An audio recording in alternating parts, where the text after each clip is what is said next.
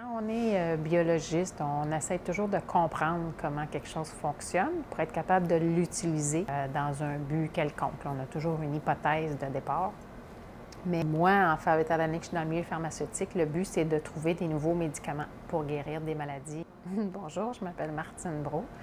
Je fais de la recherche scientifique en pharmaceutique, dans le domaine pharmaceutique depuis de nombreuses années.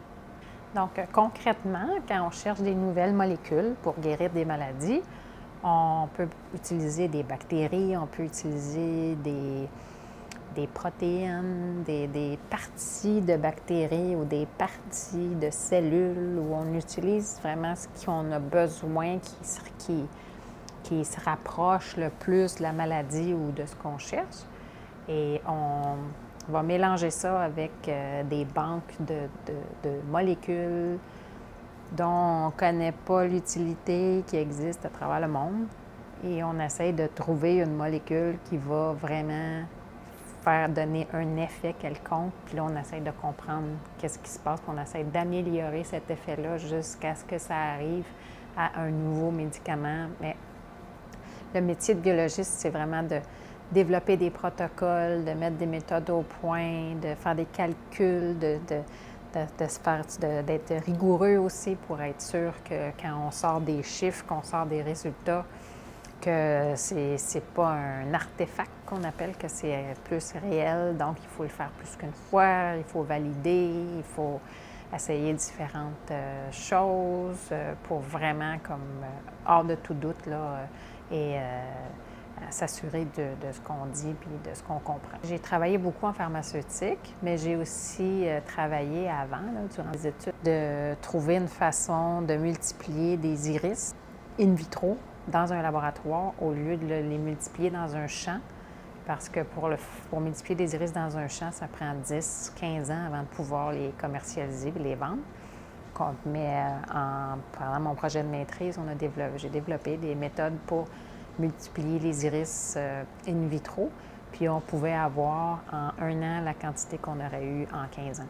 Les autres projets que j'ai beaucoup aimés, c'est sûr, c'est en pharmaceutique. C'est toujours les projets les plus compliqués qui sont les plus intéressants pour moi, mais j'ai pas aucune des molécules que j'ai trouvées qui s'est rendue sur le marché. Ça serait vraiment le summum. Dans le contexte de mon travail, je suis aussi en mesure d'opérer un robot ou un système d'automation qu'on appelle pour délivrer des liquides à de très très petits volumes de liquide, genre 0,3 microlitres ou 300 nanolitres.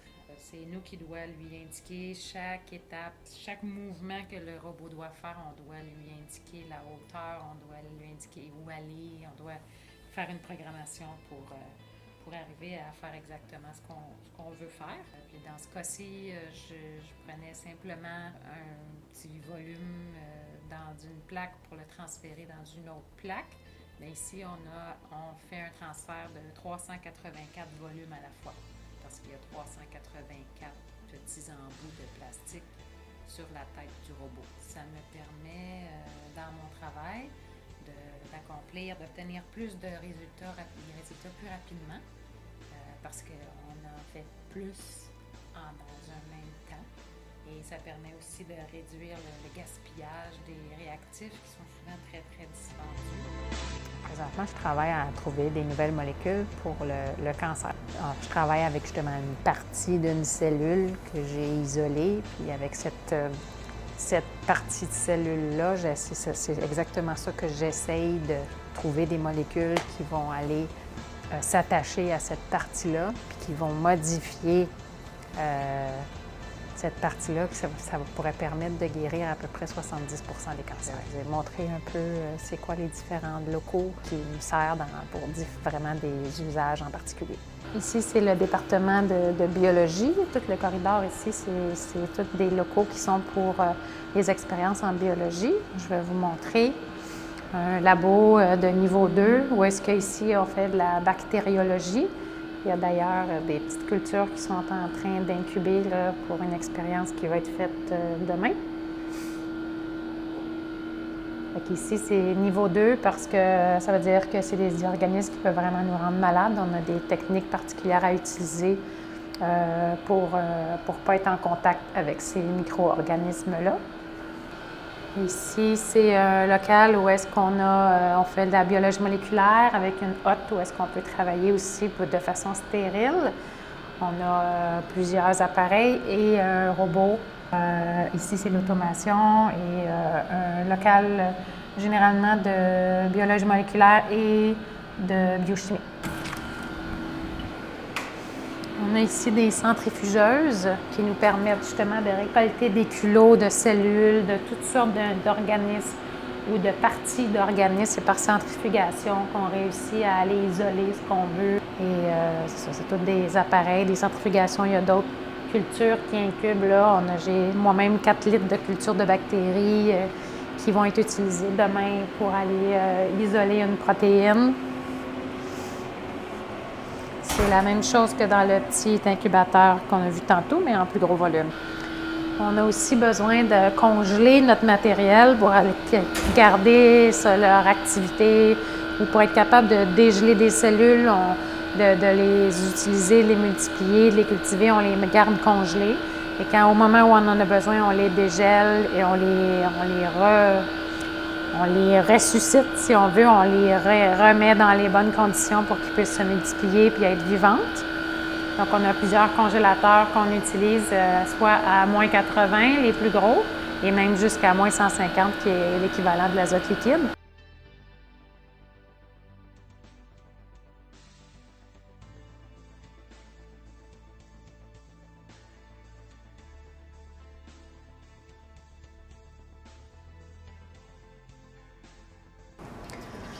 Ici, c'est le labo général où est-ce que tout le monde a un espace de travail, qu'on appelle un bench. Et chaque personne a son espace pour faire ses expériences de tous les jours.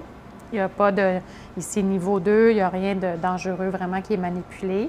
Sauf s'il y a des produits chimiques avec des vapeurs, on manipule dans une hotte chimique. Mais sinon, ici, c'est un labo général qu'on appelle de biochimie, d'enzymologie, on fait des expériences là, température pièce, rien qui est vraiment vivant, qui est manipulé dans le labo ici.